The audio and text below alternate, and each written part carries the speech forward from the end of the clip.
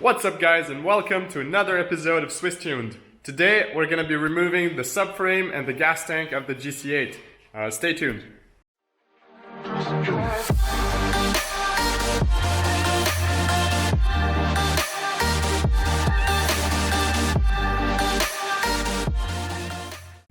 So before I get started, I want to show you guys a quick update of what's going on.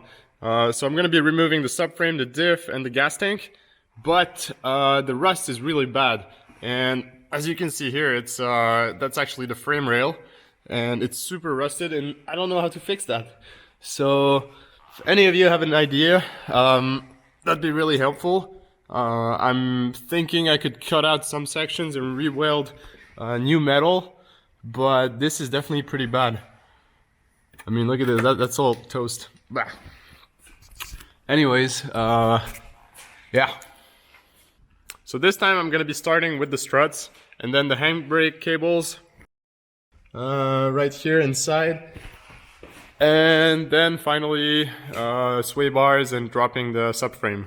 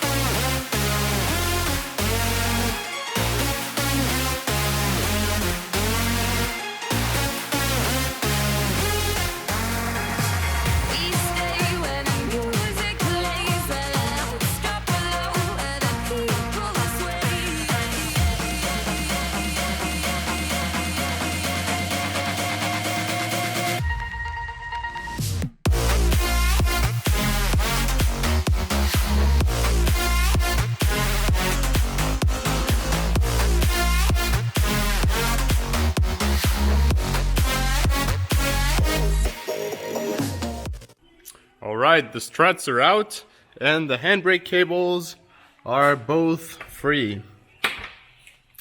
And the interior is really messy right now, but that's alright, it's all gonna get pulled anyways sometime, so it's all good. And onto the subframe.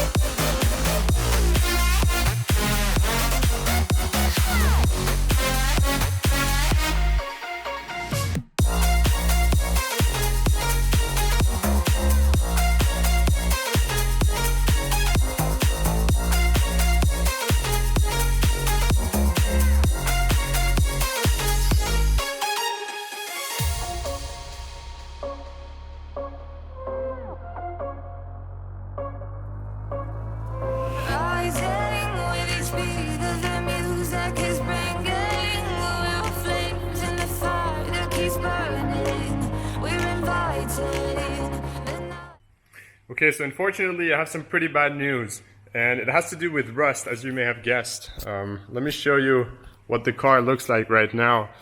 So all the rust in the front and on the sides, that's okay. I thought that's not ideal, but I can fix it. I can always cut out the section and re-weld some metal. And then I came to the back, and the frame rail looks really bad from here. As you can see, it's all rusted and there's holes in it.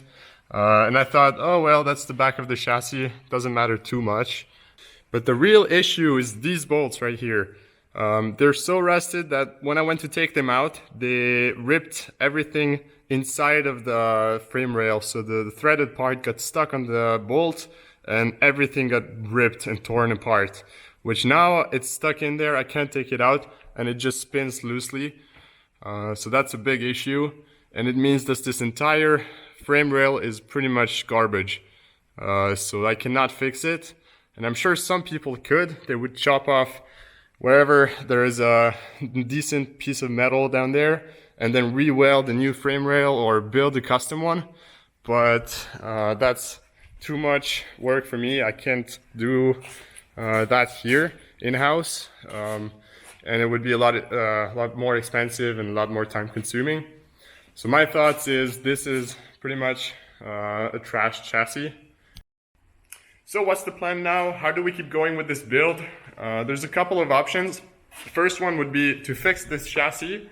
That means chopping off the rear end and either re-welding a new rear end from another chassis or custom building it, which is a lot of work, a lot of time, possibly a lot of money, and all in all, not a great option for me.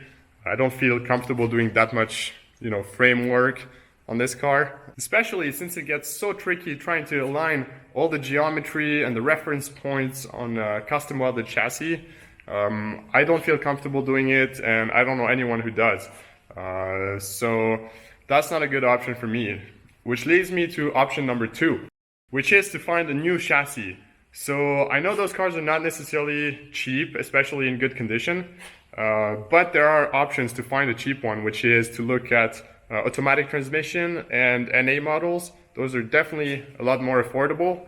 And looking at it this morning, I actually found one for $600 only 4 hours away from here. So I might go check that out. But if that works out, it means I can buy a new chassis with little to no rust for around 600 bucks. Now, why didn't I do that in the first place? Simply because in Switzerland, you need to register those cars and make it legal if you turbo them. Now this car has a turbo already, which means it has the paperwork that says it's got a turbo, it has a 2-liter engine, and it has a certain amount of horsepower, which now I can use with the other chassis and get it registered as this car to use with a turbo engine and an STI swap, basically. So that's a lot easier on the legal side. Obviously, I would have preferred to just get a chassis and then do my swap. But because of those laws, I kind of have to go through the trouble of finding a 2-liter turbo car first before doing my swap. And I was just hoping that the chassis would be good enough to use. But since it's not, now I can just go ahead and find a chassis or a shell and then turbo it and make it legal. So yeah, huge setback for me. It's going to delay the build a few days, maybe weeks. Obviously, I'm trying to get this chassis as soon as possible, but it's not something I want to rush because, I want to get a good chassis with as little as possible rust, because in the end, it's the only part I'm going to need. So if anything else is broken on the car, like the engine's not running, struts are blown, whatever, I'm not going to need those. And actually, that's a good thing because it'll drive the price down. So yeah.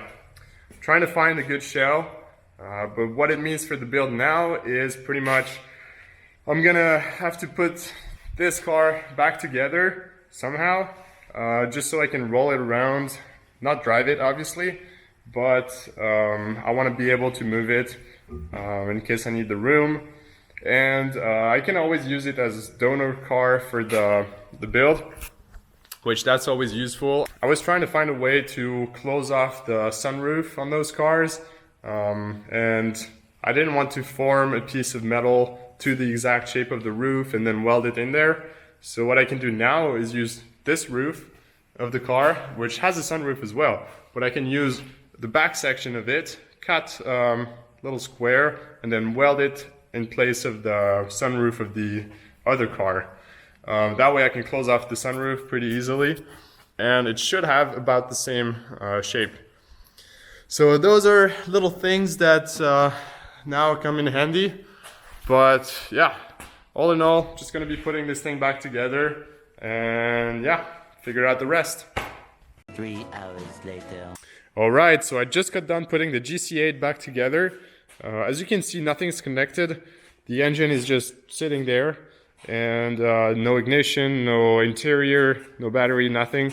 So it's just a rolling car, which is exactly what I need, because now I can put it wherever I want in the shop or even outside in a parking spot. All right, so that's where I'm gonna leave it tonight. It's kind of a disappointing turn of events, of course, but life happens and stuff like this, sometimes you see it, sometimes you don't. In my case, I didn't see it. Everything looked really good on this car until the rear end, which, yeah, I did not expect to be that bad, but oh well. Now I need to find a new shell, so I'm working on it, and I'll try to find one as soon as possible. I'll keep you guys updated on the Instagram. But until then, if you liked it, please give it a thumbs up, and all the support is appreciated. Thanks for watching. See you in the next one. Peace out.